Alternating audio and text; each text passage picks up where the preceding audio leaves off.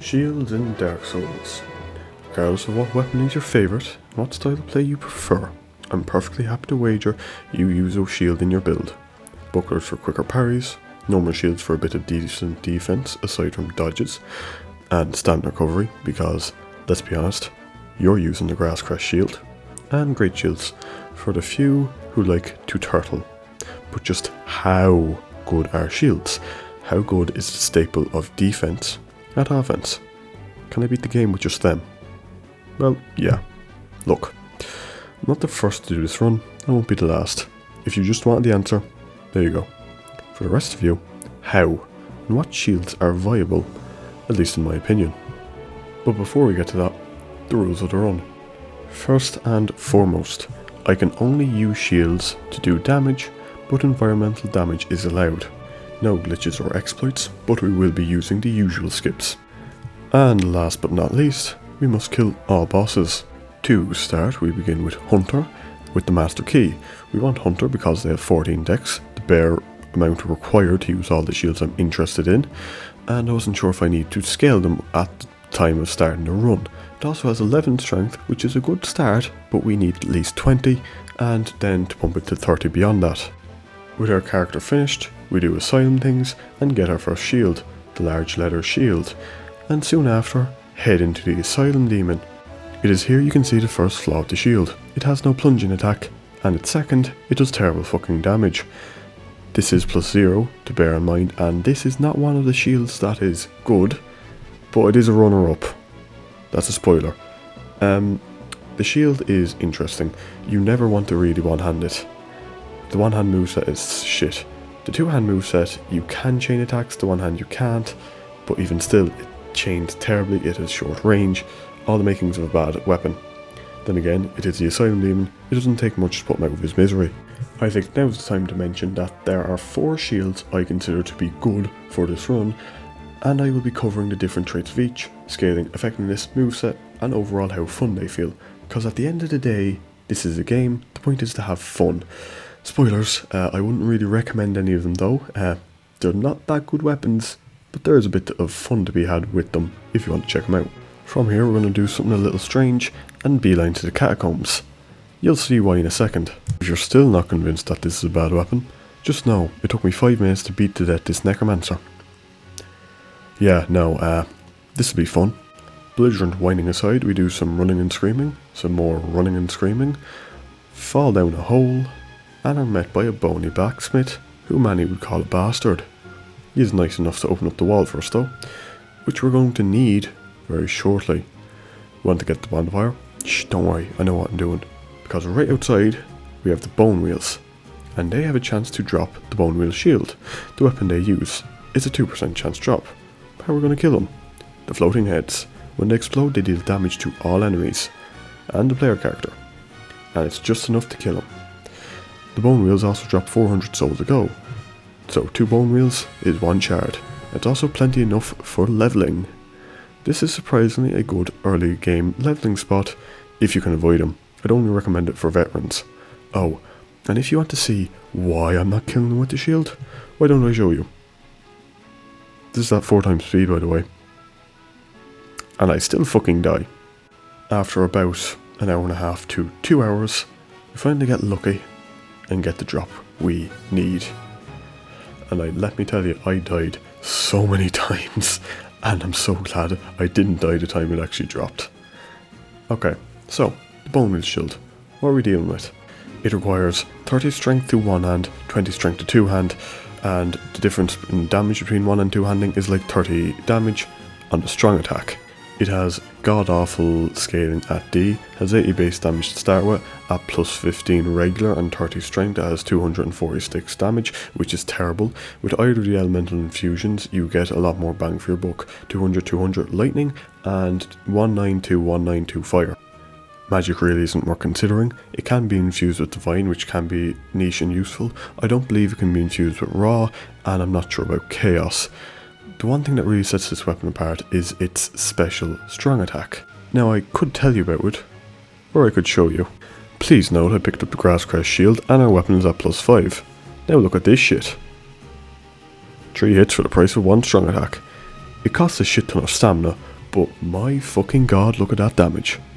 Who needs the Whirligig Saw when you've got the Whirligig at home? Now, I have seen better damage, that is true, but for a +5 fucking shield, I'm not going to complain about that, and there's something just so satisfying.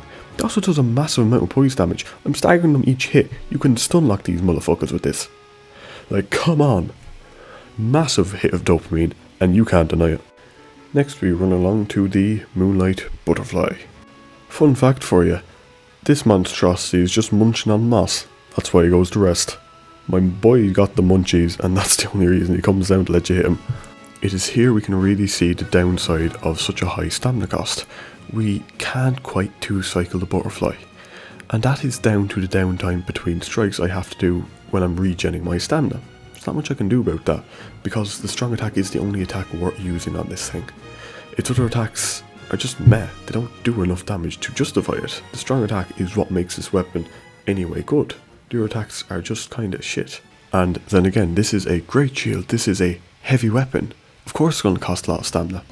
I just wish that I had either better scaling or a little bit of extra something to justify it, because it does fall off, and you'll see that very quickly.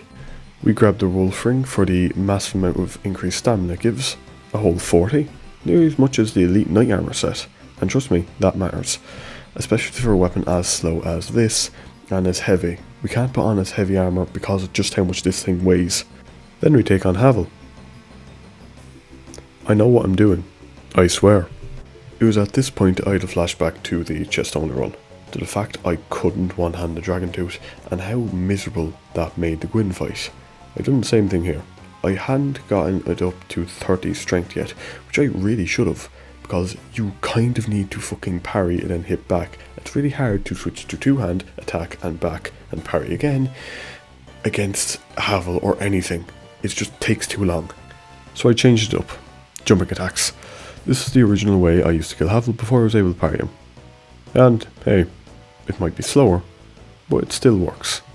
And since I can't parry at the moment, this will do just fine, thank you very much. And with that, we can get Havel's Ring.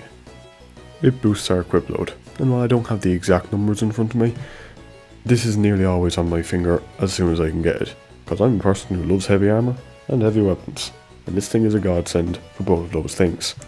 You'll also notice I have 20 or close to in my strength, endurance and vitality. The reason for this was, again, I knew the Bone Wheel Shield had shit scaling, so to me it was like, oh, I'm not going to bother getting to the 30. But after this, I realised I really should. Just up the road, we get lucky with a few drops from this Crystal Lizard. 2 large shards is definitely nice this early in the game. As for Taurus Demon, well, even without the plunging attack sticking into his skull, 2 150 attacks in a row still deal a lot of damage. Surprisingly, it's only the same as one strong attack. I also wasn't expecting that. But hey, not going to complain too much. Taurus Demon sure happened, but I haven't much to say about it. Moving right along. Next up, of course, Capra. And his 2 fucking ankle-biting dogs. They're what make this fight hard. You cannot convince me otherwise. That is just it. We do the thing up the stairs that Peta is going to hang me for. And again, so they know I meant it. And it's here our damage goes from oof to it's alright, like 228 damage. Yeah, it's decent. It's from a strong attack, sure, but it uses up so much stamina and does leave me a bit vulnerable. I should have died here, only for some reason, when I do use the attack, Capra just grazes over my head, giving me a nice, clean haircut. Whatever the case, he's still dead now, and we can move on. We free this fine fellow who will do us a grave favour later, mince this butcher. How does it feel to get a taste of your own medicine for once? And get a sack. A crucial part of the build, and don't let anyone tell you otherwise. Then it's time for Kirk. An absolute thorn in the side. Well, normally that is. Turns out he kinda just breaks to the strong attack of the Bone Wheel Shield. Didn't really see that coming, but I'm not gonna complain. Unfortunately though, he didn't drop the thing I was looking for. So we'll have to wait till after ONS. Quite unfortunate, but I planned for this. Then it's time for Gaping Dragon. Oh my god, that's what happened to the Shark VTuber lady. Clearly.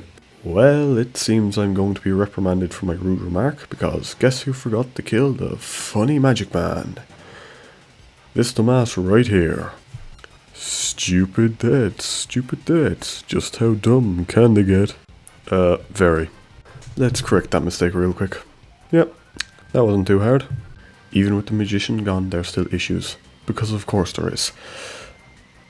Gaping Dragon is just giant ass health bar, the boss, in the early game at least. He's slow, yeah, he's a couple of attacks that feel like they shouldn't hit, and he is fucking massive. Somehow I still keep managing to miss him. I don't know how, truly, it's a skill. But the main thing is, he's just a giant bloated health bar, and our damage 295, well, yeah, it's alright, like, it's just not that good anymore, it's not that impressive. We are still at +5, this is true, but I've killed him with other +5 weapons much easier than this. It's just a slog, and it's a slog with a kind of shit weapon. Like, I swear, the Black Knight Blade, +0. Amazing against this guy. This is just kind of sad. And I'll admit it, I died once or twice, even after killing the magician. It just happened. It's a bit of a slog of a fight. So yeah, I'll freely admit that. But be damned if that's gonna stop me. I don't challenge run this game for no reason. I have so many hours in this, you think this is gonna keep me down? With all the dumb shit I've done? No. No, it won't. Gaping Dragon goes down. Was only a matter of time, of course. Sheesh, that sounded arrogant. Oh god. We get the Pyromancy Flame, because we want to use power in. More damage is more damage, and we're gonna want that. Next we go ahead and upgrade our weapon to +7. Don't worry, we'll remedy it later. Oh, and sorry about my mouse coming onto the screen for no reason, randomly. I don't know why, but it's just kind of there. And it's going to trigger some of you. I'm so sorry. Next up, Asylum Demon Tomb by Doe. Damage is terrible, but this boss is ridiculously easy, so yeah, we'll just skip forward a bit. A slog, but not too bad. That's the most challenging boss in the game after all. We do have to fight him 3 times, so it's nice to have 2 of them done at least. And by killing him, we can get the Titanite slab. Very useful indeed. Once we have the slab in hand, we can do something a little bit more important. Namely, get 13 strength and parry our fucking way through the Black Knights. Lovely stuff. The reason we want to kill the Black Knights in the Asylum is because I want to get the fire chunks. Sorry, red Titanite chunks. Because I want a fire bone wheel shield. Why did I choose fire? Well, I think it's the best out of the 3 elements. Magic is kind of just shit. Lightning, while good and resisted by only a few enemies, are namely resisted by Ornstein, Super Smo, Gwyn. Yeah, no, especially just no. Because, here's the thing, the Bone Wheel Shield is probably the best shield to parry and hit back with of all the shields, thanks to its strong attack. The drawback of a strong attack is it takes so long, but you have that time after a parry. And Gwyn is very resistant to lightning, but weak to fire. As for ONS, while Ornstein resists fire, Super Smo does not.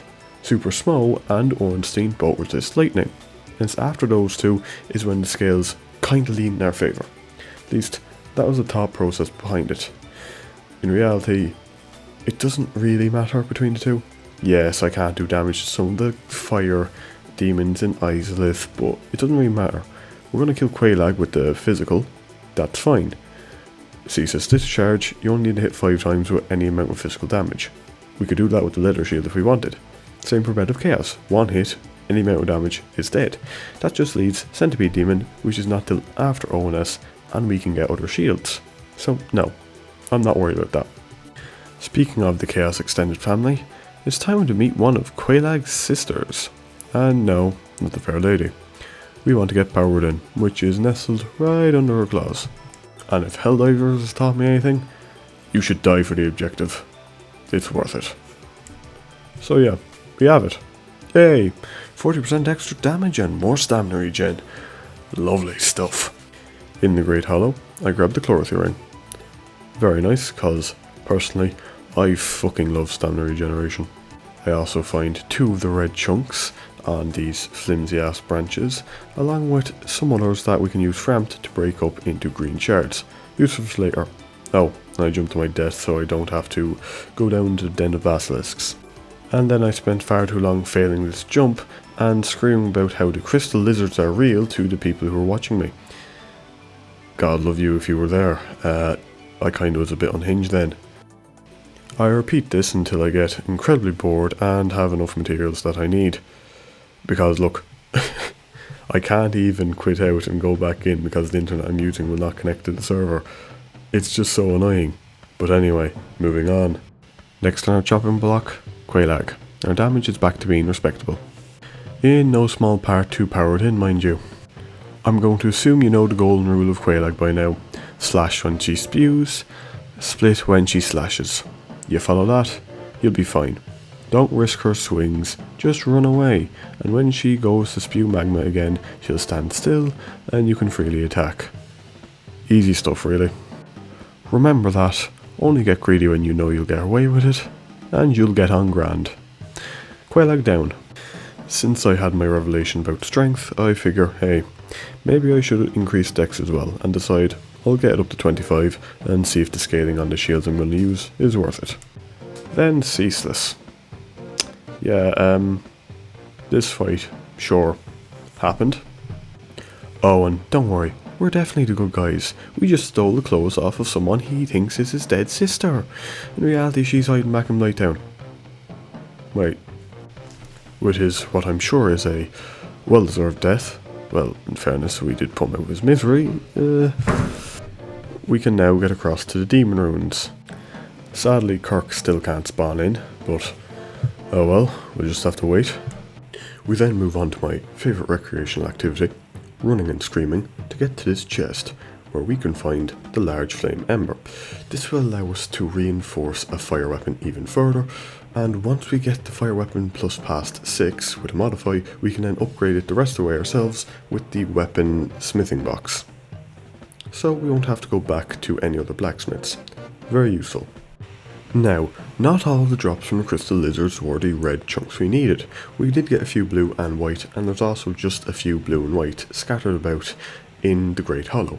We can feed these to Framt, however, to get the other green shards we need to upgrade our weapon all the way up to plus 5 in fire and then modify it beyond. Which is just what we do. Lovely stuff. A fire bone wheel shield at plus 7. Nothing to be complaining about. Then to Sens, and we can meet up with our Onion Knight friend. He's going to be crucial for later, so we need to help him out. He can't quite make it up past the boulders. Don't worry, I have a solution to his little problem. You jump across and kill this giant, the boulders will stop being dropped, and our Onion Knight friend will be able to get past safely. Plus, the giant does give a decent amount of souls, so why not? And it's at this point a rather weird glitch happened. I was using power within, but when I strong attacked this fucking demon, I did over 700 damage, going on 800. And it wasn't a fluke either. On the next one, the very same thing happened. I don't know what, but the game kinda just glitched and quadrupled my fucking damage, I think. Or gave me the power within buff twice. It's hard to know. Maybe I thought I had the red tier stone ring on, but I don't have an explanation to it. Now, the real kicker comes after I die and go to kill the other two. Same setup, power it in. We have healing and we have health this time, but look how much damage we're doing. It's only about 300. It's less than half, or about half. What? Why? So I really can't tell then what made the damage in the other two so much higher. Is there some like weird glitch where the tower in the other room made them take more damage? I don't know. It's just weird. I don't know, look, if someone wants to dive into the files and find out why, go ahead, but I cannot make sense of it. Next up we have the Iron Golem. It's going to be a tough fight, trust me. Unless that happens. Gotta love Miyazaki's comedic genius. Next up, Anne Orlando. And other than a painting guardian deciding they didn't have much to live for, we don't have too much issue. We get sucked into the painted world, you know. Usual Dark Souls stuff. Insert lore here. Vati Vidya if you wouldn't mind. We do unfortunately have to punch a dragon ass, you know. This entire run is invalidated now. I should have just... Look, I don't care, it's a shortcut. Anyway, we beeline straight for Priscilla, who I don't think appreciates our shield all too much. I really want to get that tail, but hey, we can just absolutely melt her health bar. Like, Jesus, look at this shit, 546 damage? Fire was a good choice. I'm going to guess Priscilla is weak to fire, but I'm not 100% sure. This is anything to go by though. She absolutely is. And in no time at all, she goes down. So sorry for the few of you who are weeping tears right now. Nothing can be done. The challenger run must be completed. We don't have the usual bullshit route tonight. Instead I just roll off. Completely my fault, that one. For once I can't go for the shortcut straight away. We still need to progress Onion Knight's questline, so we have to help him out. There's a few Silver Knights in this room that we have to deal with. Thankfully, I can parry now. Thank God. The other two in the room charge us at once. Thankfully, they got caught in the doorway, and I'm able to pick them off one by one. With that, we have Onion Knight's questline progress even further, and we can talk to him in Firelink after we deal with ONS. Now, what I hadn't told you is that this whole time I had a shield upgraded to plus 10, and I got all the Demon Titanite I needed to upgrade the resulting weapon. Of course, I'm talking about the Crystal Ring Shield. Now, if you really want to see an in-depth analysis of how this performs in the challenge run, I'd recommend the Backlogs. He did a run on it a few years ago using just the Crystal Ring Shield. For us, I'm going to focus on it and its niche here in a shield only run. It does only require 10 strength to wield, it has no scaling seemingly, and it does 150 magic damage when it's maxed out or plus 5. It has mostly a normal moveset with a special strong attack that launches a disc of light if you use it. However, this is slow to cast, the projectile is also quite slow, and it lacks a bit of range. There's a few instances where I feel like it should hit and it just doesn't. It also costs durability to use this special attack, but I believe it's about 6, and with a weapon that has 120 durability, that's not too bad, and this can be easily offset with a few repair powders. 150 magic damage isn't really worth it. It needs something more, especially for something that takes so long to use its main benefit, and that is the special attack, that is the Disc of Light. It doesn't deal enough damage, it takes too long. Ranged is good in this game, but the magic damage after the first half of the game gets really bad. It's the worst elemental type, I would say. In the first half, great, lovely to use, but you don't have it in the first half of the game. In this half, there are several things that resist the shit out of it, and not even to mention the DLC. I'd also like to point out, the Bone Wheel Shield has 152 at plus 7. The Crystal Ring Shield at 150 when maxed? Like, really? And yes, the Bone Wheel Shield has shit scaling, it has some. The Moonlight Shield, I believe, has just none. It needs scaling, it needs more base damage, or it needs to be quicker for it to be good. Range damage is niche and can be useful, but still, it needs a little bit of oomph for it to be really good, or even remotely good.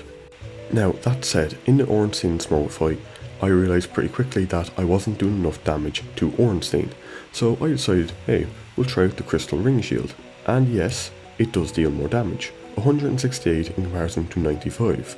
Clearly, he's weaker to magic than he is to fire. That's fine.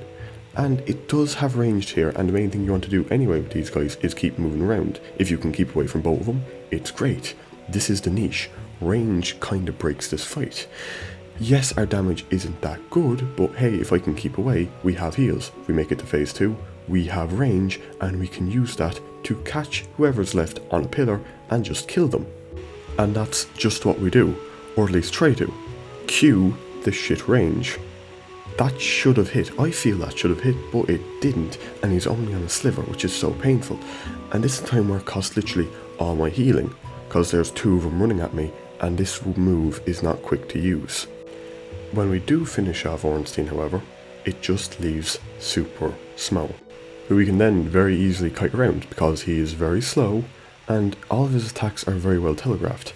Getting in close is a bit risky, but we don't have to. If he charges, we can catch him on a pillar. It is due to the design of the arena, we can abuse smoke like this. If the pillars weren't there, we wouldn't be able to do this. And yes, this is its niche, but this is its one niche. It's good at one fight. It happens to be a very hard fight, but it's just this one fight. After this point, I never really used it. I didn't really bother trying. A few cases I did, like I said against Manus, but it wasn't worth it at any point. The range just doesn't hit when it feels it should, and that is my main issue with this weapon. This is its niche. It does it well, but after this point, I kind of just put it down. I don't think it's worth it.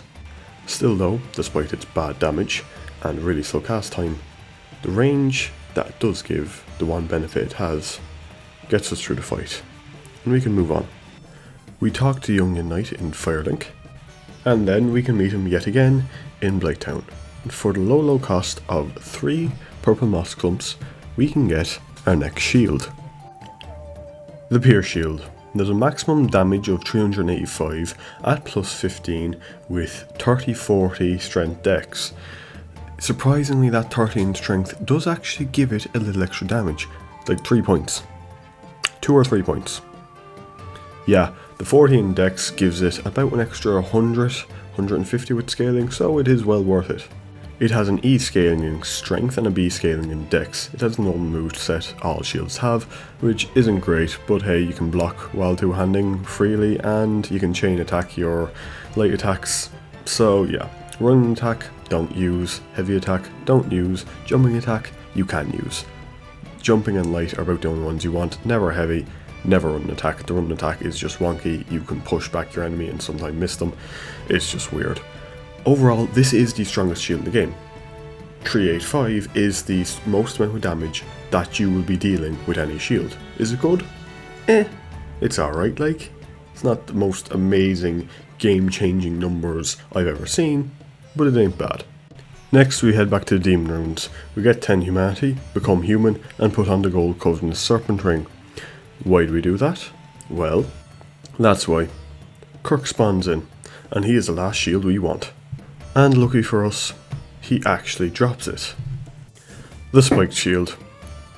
It deals a whopping 19 damage less than the Pierce Shield. It's the exact same weapon otherwise, except it has bleed. 19 damage less, maxed out. Yeah, that's the only difference between the two. So everything that applies to the Pierce Shield applies to this. The one different thing to note is this is a very powerful shield you can get in the early game if Kirk drops it in the depths, but he doesn't. He's not guaranteed. He didn't for me, he might for someone else. Here I didn't max out my item discovery to see if it helped. Honestly, I don't know. I've had him drop the shield before in the depths, but I believe he's guaranteed to drop it if you kill him in the depths, in Demon Ruins and Lost Islith. I believe if you do it on all 3, he's guaranteed to drop it. But still, I don't like stuff that comes down to RNG. One thing worth noting is I put the Pierce Shield to plus 15 before the Spike Shield. So the Spike Shield was at plus 14 until we got to Calamite, the last boss I did in this run. Even still, the bleed puts the Spike Shield against certain bosses, Demon Fire Sage, Centipede Demon, the likes, and 19 damage in difference. 19 really doesn't matter. And basically each scenario the Spike Shield is better because the 33 bleed for the instances that you can actually use bleed offsets the 19 damage difference in the two shields, because you have to remember 19 damage, you're not dealing that full 19 damage, you might deal 10 of it, and 10 damage in one swing when you're dealing like 100. Yeah, sure, if you're dealing like 10 swings you have to do 11. But in the grand scheme of things, bleed is just worth it. So I would say that the Pierce Shield is good. The Spike Shield, in most cases, is just better. Some honourable mentions would be the Large Leather Shield and I believe the Effigy Shield. These two shields have the next highest attack after the shields I have mentioned in this video at I believe 180 base, and I'm not sure how much they get from scaling, but they would be the next best ones. Still not quite good enough for this run. After that, that's about everything.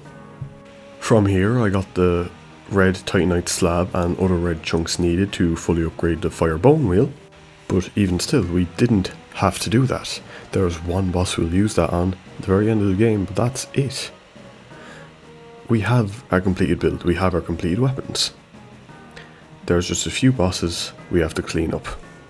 The Bed of Chaos first. We quickly get rid of her first tendril, then her second, died to an unfortunately timed firestorm, before finishing the bed off with the true best shield in the game, the Grass Crest shield, cause what else could it be? Now Gwendolyn, he did escape me a few times, but he's hardly worth mentioning. You just run at him, run through his attacks and keep bashing him. Goes down with pretty little fight, honestly. Same can be said for Sif. She didn't really stand a chance. I used the crystal ring shield to finish her off when she was at range, but that's about it. Weirdly enough for 4 kings, since I wasn't trying to dodge attacks, I actually found the strong attack of the bone wheel shield to be the most effective. I wasn't quite expecting that, but hey, it does make sense.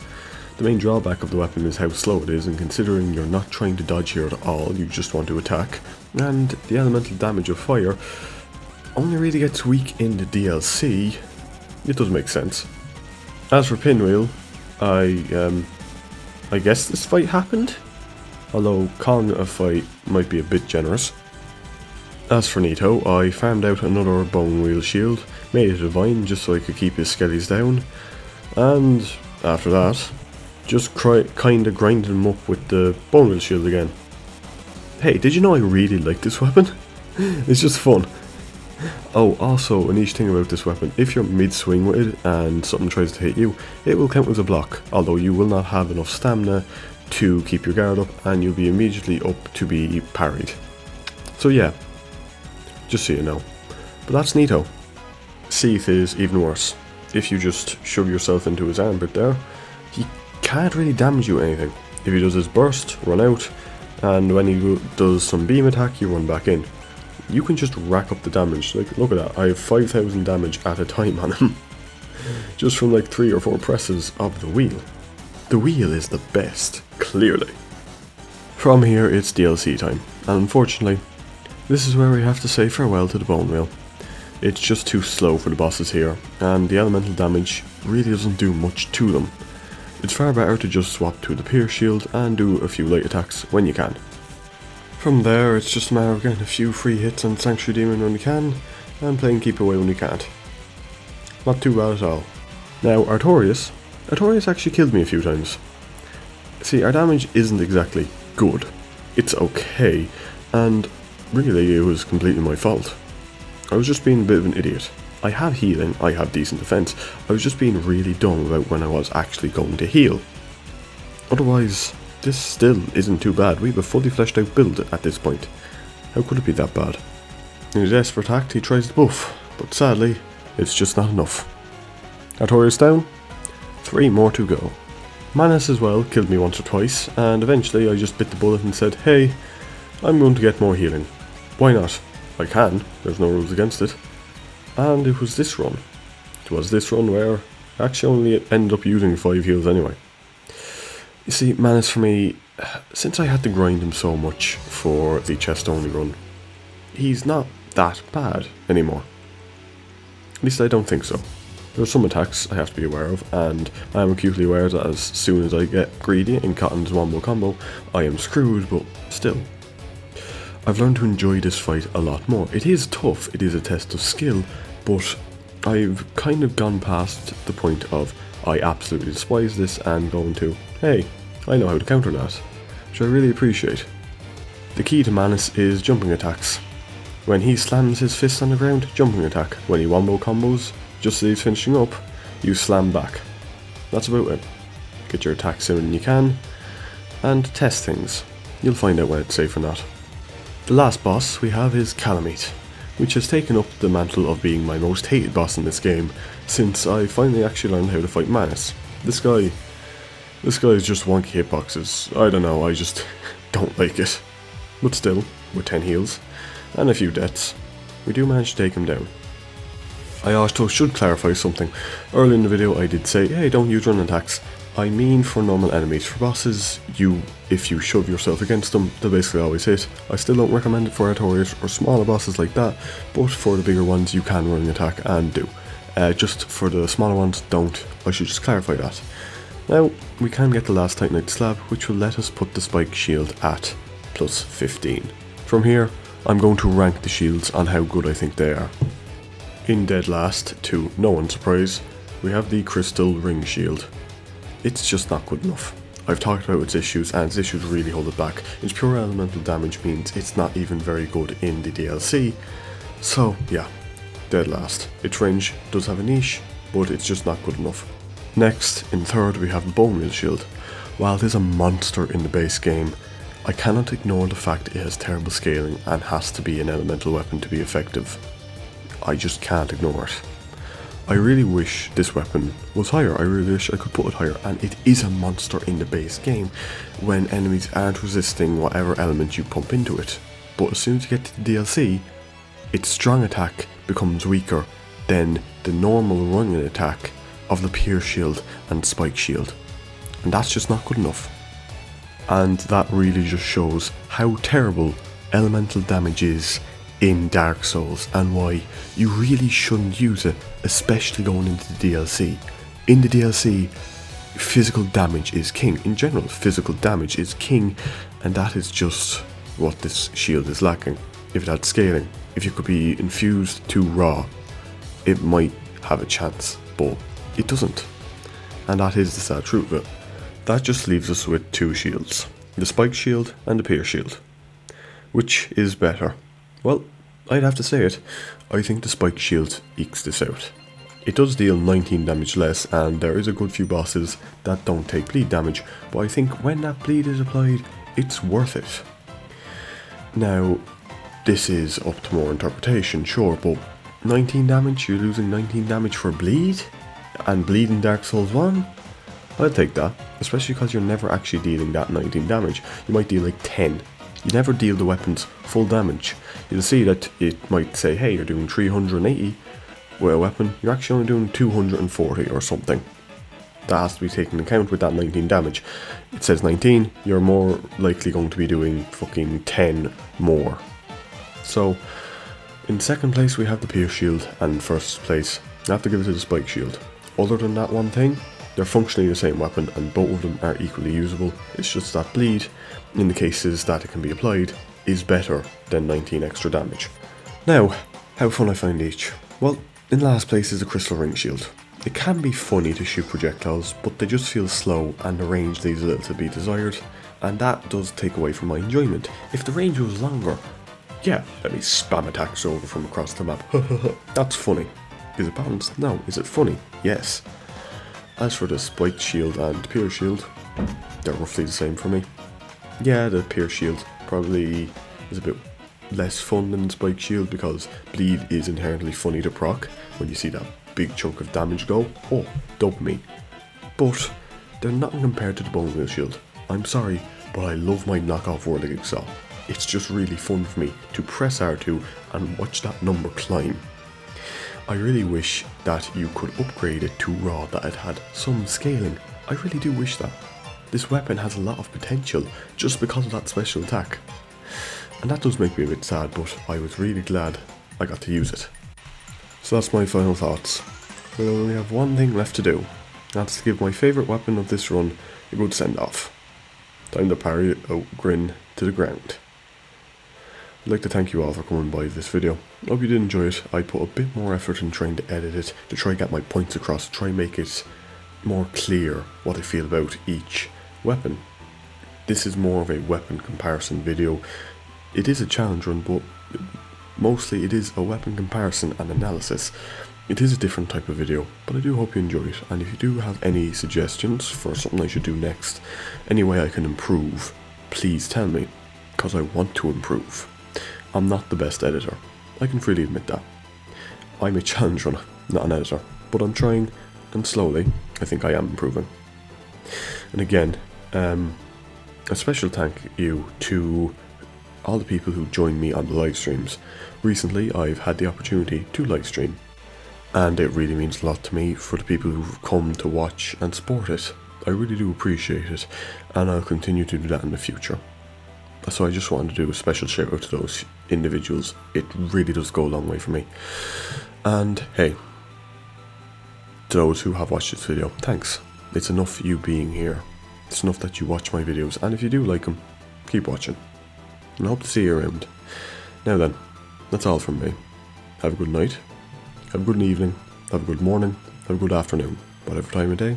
I hope it's well, I hope it treats you as such. Take care, I hope to see you all soon.